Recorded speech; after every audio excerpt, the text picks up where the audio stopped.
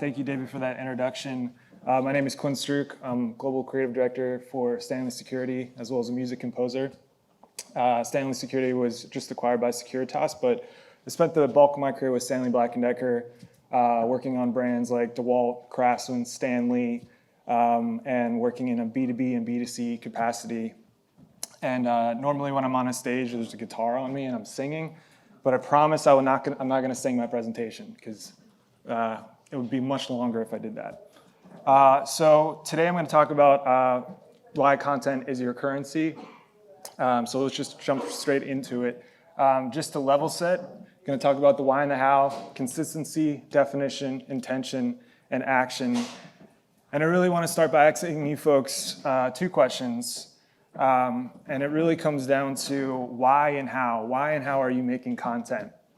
I think a lot of times we think a lot about what content are we making? But if we really want to make content that's valuable and effective for our brands and makes our digital asset management systems of value, we have to really figure out why and how are we making this content. I have a lot of folks come to me sometimes as a creative director saying, I want to make a video. They know what they want to make, but is that really going to be the most effective piece of content to really share that message? It might just be a simple social graphic, an animated social post versus a full-fledged video production. And when you're thinking about why and how you're making content, I think it's really important to remember these numbers, 80, 20, 10.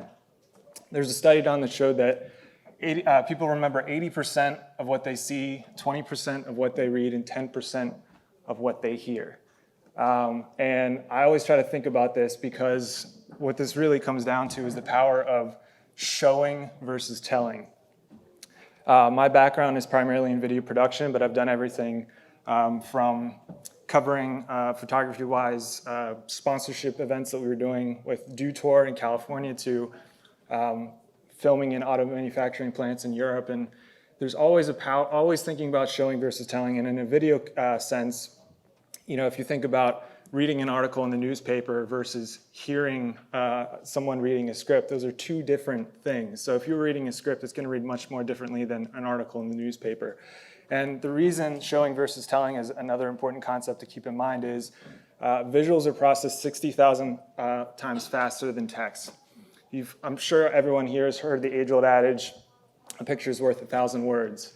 You can see an image and you can immediately start feeling emotions. You can start reading into that image. Even if you don't know what's being said or the sounds that are happening there, you can understand what is going on just from that image.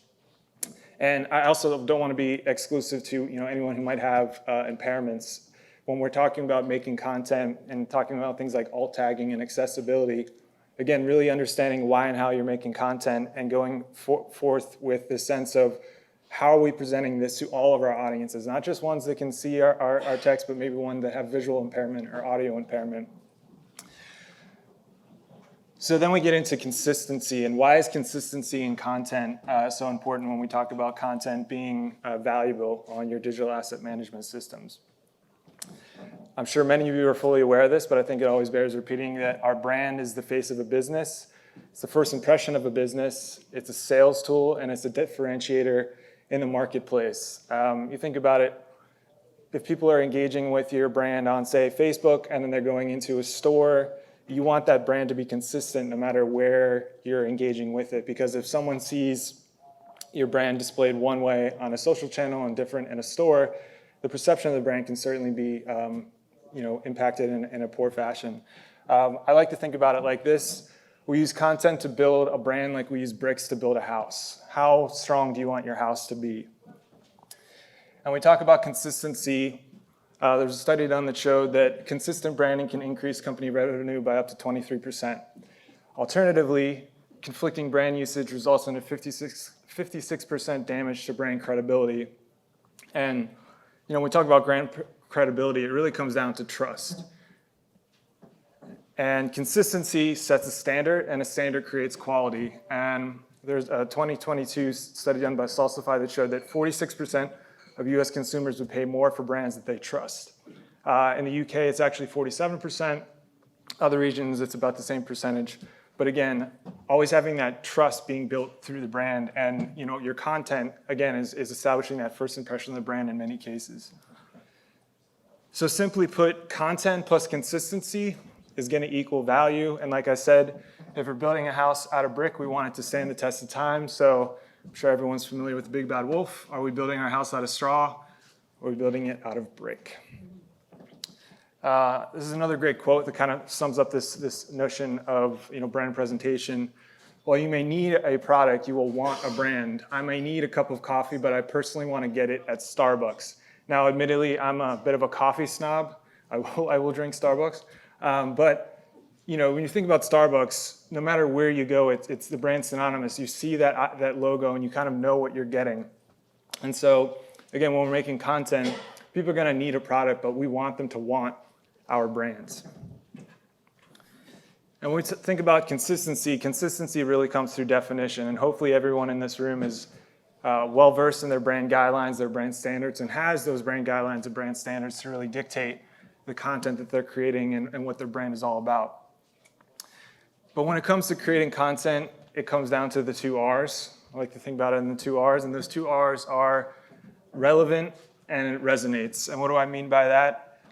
Well, we want our content to be relevant to our brand, and we want it to resonate with our audience, because emotion enhances experience. 95% of purchasing decisions are subconscious.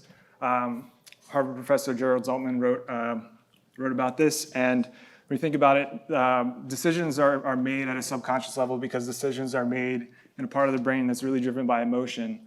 I mean, you guys, I'm sure, can think about examples where people have made a decision. You go, that's crazy. Why would someone act that way? They had all the information. Why do they act? It's because it's an emotionally driven decision. Another great quote here that kind of sums up this idea, Paul Worthington, founder and president of Investion's ex-Wolf Collins: focus on signals, not communications. Without an underlying set of signals carrying meaning, even the best message will struggle to achieve results. When nothing the message says connects to the reality that the customer has experienced, then success is unlikely. So we might have a really strong message, but again, it goes back to how and why we're making content. If we're not creating the right vehicles to carry that message forward, then it's not going to resonate with our audience. It's not going to be of value to our brand, and it's not going to be of value to our digital asset management systems. So we've talked about consistency. We've talked about definition. So now we're approaching creating content or planning to make content. It really comes down to intention. And when it comes to intention, for me in my career, I've kind of always thought about it in what I've come to call the punk rock approach. I am a musician. That's my background. Everything I do creatively is really predicated on music. And punk rock, I'm sure everyone's familiar with the genre, but punk rock is very much about this notion of you have an idea and you find a way to make it happen no matter what. This DIY, do-it-yourself aesthetic or mentality. And so when it comes to creativity, there are no limits to creativity. It's really understanding, why am I doing this and how am I going to do it? And always finding a way to make it happen no matter what. So, if you are passionate about your brand and you fully understand what you're trying to do, then there should be nothing that's going to stop you from creating content that's going to be of value, because the message is always important, but the message also, again, needs to come through in signals and in mediums that are going to be effective. One of my heroes, Dave Grohl, obviously the Foo Fighters, drummer for Nirvana. If there's anything in life that you want to do, you just have to have that passion and the drive and the focus to do it. But you can't worry about how it's supposed to be done, because I don't think there's a right or wrong way to make art or music. Obviously, Dave Grohl is coming from this position of making music. He was actually responding to a question here during a Q&A when he was screening his Sound City documentary in 2013. But again, there aren't really any rules to creativity. It's really understanding, what is my intention? What am I actually trying to communicate? And letting that dictate, okay, so what's the best path forward? What is going to be the best way to communicate this message and this brand? I want to play or show a video that I did a couple years ago as an example of this, and I'll get into the background after it plays, but I just want to play it and then get into it. So hopefully this works.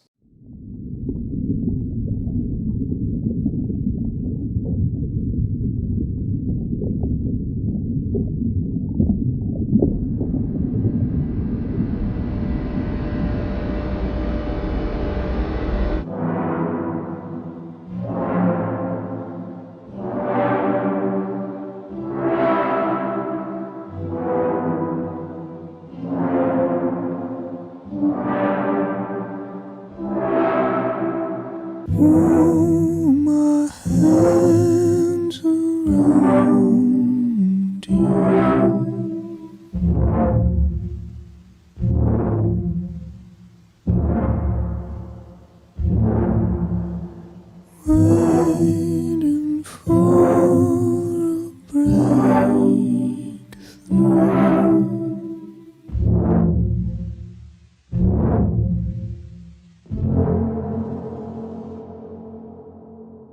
Brighter sun is rising.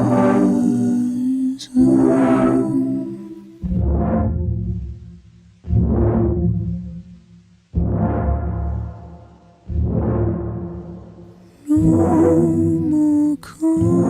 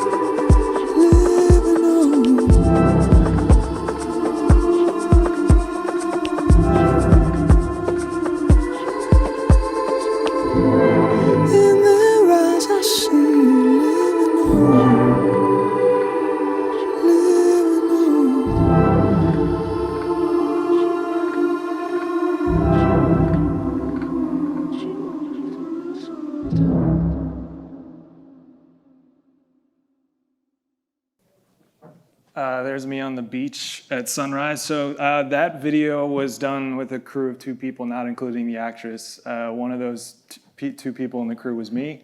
The other was my DP, director of photography, Daniel St. Hours. If you need a DP, highly recommend it. I'm biased, of course. But I wrote the treatment, produced, directed, and edited that video. And we shot that one morning on sunrise in Bethany Beach, Delaware. That was where principal photography was, and then we did some pickup shots in a 90-gallon fish tank on my kitchen island. So the reason I wanted to show that, though, is Alec Finn, the artist, the song is called LMG. He wrote it for his sister, who had suffered a miscarriage, and it was a very emotional event for that family, and he wrote this song, and he approached me about making this video, and came up with a concept that we both really believed in. And again, this sort of punk rock approach of, we're gonna find a way to make this happen. And it wasn't the scale of the idea that limited like what we were gonna do. It's like, okay, this is the idea and how we're gonna pull it off. So again, that's, it's 2 people coming together to make something like that. Another quick example real quick is this video that Bentley did a couple of years ago. And I'll tell you why I'm showing this in a second. Just gonna show about 30 seconds of it.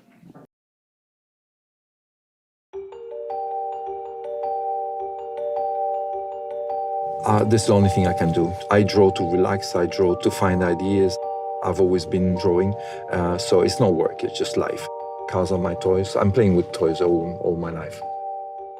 You have to know the brand first in order to design Bentley. Our design focus is always innovation, but yet respecting our tradition. This is always a starting point when we design Bentley. My name is Luc Donkerwolk and I'm head of design for Bentley. My name is Sang-Yup Lee. I'm a head of exterior design at Bentley Motors. So in the interest of time, I'm just going to cut it there because I don't want to cut into our next presenter. But the reason I showed that is that was shot on the iPhone 5 when that came out. So I think a lot about this quote. Casey Neistat, you may know, some people call him the godfather of vlogging. He's a YouTuber, he's done commercial spots for Mercedes-Benz, Nike, J. Crew. Once said something to the effect of, the best camera is the one you have. And so you think about a brand like Bentley, known for luxury and fine details, and they decided, hey, we're gonna shoot this new spot about our brand with the iPhone 5. They could have shot it with any camera they wanted to, an Airy, a Red, but instead they chose to go with the iPhone 5 because, again, they understand their brand and the message they're trying to convey, and got creative with that. So the same notion, here's a photo that I took when I was working for the corporate brand marketing team at Stanley Black & Decker on assignment on the way to Breckenridge, Colorado to cover a Dew Tour that we were sponsoring. And then here's a photo that Kaylin Emsley took of a national park in Canada. Got this from unsplash.com if you're not familiar with it. Great stock image website. And the reason I'm showing these two images is the image on the left I shot at the time on my iPhone 5. Image on the right was shot with a camera, Canon, that when new retailed for $3,500, and that's just the body, not including the lens. And again, understanding framing up, I knew what I wanted to capture in that moment, and even though I only had iPhone 5, took an image that I thought turned out really, really well, even though I didn't, have my camera at the ready to, take a really high, resolution image like on the right. Again, best camera is the one you have. So we've talked about consistency, we've talked about definition, we talked about intention. It really comes down to action. And when it comes to just getting after it, I think a lot about this quote that Pablo Picasso once said, inspiration exists, but it must find you working. Well, Quinn, it's really overwhelming to make content for my brand because, there's so many things to consider and there's so many things to do and plan for. And Billy Joe Armstrong of Green Day, a lot of punk rock is not going to be in the mainstream. It's below the radar. The beauty of it is that you're not supposed to always know. And he's talking about punk rock, but again, this notion of when you believe in something and you have intention and you're passionate about it, you find a way to figure it out along the way and not get caught up on the sort of hesitation and anxiety of things. Real quick, I wish I could play the videos attached to these examples, but in the interest of time, I'm just going to talk about them real quick. So this is a video that I did for Stanley Engineered Fastening and their relationship with Audi. Before I wrote the treatment for this and everything, and I was scheduled to have 3 days in Germany. When I'm waiting to fly out to Germany, I was told I'm going to have 3 hours to shoot instead. So I was in Germany for 24 hours, ended up shooting for only about 2 hours, but still found a way to pull the video together. And I was the video team, that image up in the upper right-hand corner. That's my clothes and all my camera gear, and it was just me. And again, I knew what the brand was about. I wrote the treatment, I understood what the intention was here, and still found a way to make this happen. You can find this video on YouTube. So there's one example, again, of the intention and taking action. It's another one where we were supposed to have 3 days. Drove from the airport straight to the job site to scout, to just take a look, lay of the land. And they said, we're actually going to have a major storm system rolling through. So we shot for maybe 2 to 3 hours of B-roll footage, and then did interviews the next day and some drone stuff, and that was it. And still managed to pull the video together. And a lot of times when I'm writing treatments for videos like this, customer story videos, I usually say it's like 70, 30, 60, 40 in terms of how much you're going to plan for versus how much you have to be flexible with. And a lot of the flexibility on site is again, understanding the story, understanding the intention of what we're trying to say for the brand. And so Jeremy down there, the night before we did interviews, he said something that was really, really powerful, and there was no way for me to plan it. It was just a very organic thing, and it was a very emotional thing. It's talking about the history and being a part of maintaining the legacy of this bridge that they were working on, and so it wasn't demolished, but they could modernize it and keep it up. And that wouldn't have happened. There was no way for me to plan for something like that. I was just living in the moment, and again, understanding what the intention was with this project. So kind of wrapping up here, and I apologize if I'm blowing through this. I just want to be conscious of everyone's time, and I appreciate your time. Who you are is why you do what you do. And ultimately, your dam should be a mirror of your brand, right? You don't want it to be a scrapbook of images that you've pulled off of Google and things like that. Of course, there's rights issues with that, of course. But we want it to be something, we want our dams to be something that actually speaks to who we are as brands.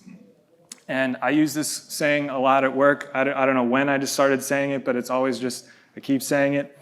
Just because it works doesn't mean it's good, and just because it's good doesn't mean it works. Again, always pushing and understanding why and how are we doing this. Just because we've checked the box doesn't mean we've actually successfully completed the task. So know your why and how, create with intention, and be consistent. And in a sea of content, yours should be a cruise ship, not a life jacket. We want to stand out. We want to stand out. We don't want to just be floating and not in our control of our own destiny with our brands. And of course, build with brick, not with straw. And finally, your content is your currency. So how much is your dam worth? Thank you very much for your time. I appreciate it. And if there's any questions, I'm happy to take those.